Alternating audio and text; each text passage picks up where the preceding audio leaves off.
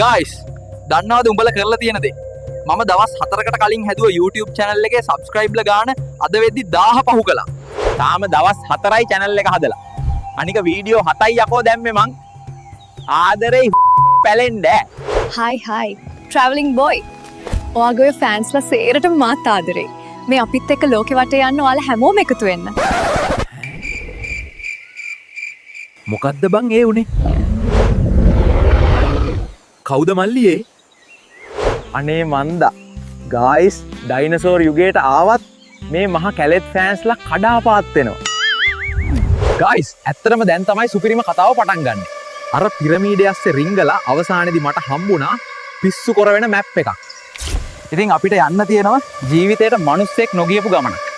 ඒක මම මේ උඹලට කියනවද නැද්ද කියලා කල්පනා කළේ. ඒක මම මුලින් ඉඳලා උඹලට කියන්නම් හෙට අනිද්දම. හැබැයි ඒ ගමන ආයේ ආපහු එන්න පුළුවන් වෙන ගමනක්ද කියලා නම් සැකයි මචෝ. ඊට කලින් කරන්න තියෙනවා තව ගොඩක් දේවල්. ස්පෙෂලි අපේ ලංකාව ගැන. ෆොරිනර්ස්ලාට ලංකාවට එන්න හිතෙන ලස්සන වැඩ ටිකක් තියෙනවා අපිට කරන්න. ඒ වගේම අපේ මිනිස්සුන්ගේ ඔළුව වල බැඳිලා තියෙන ඔය පරණ හම්පඩ ගැහිච්ච මලකඩ ටිකකුත් තියෙනවා අපිට කඩන්න. තව දෙයක්. AI කියන්නේ යකෙක් නෙවෙයි. ඒක උඹලා කැමති වුණත් නැති වුණත් ලෝකෙම අනිත් පැත්ත හරවන දෙයක්.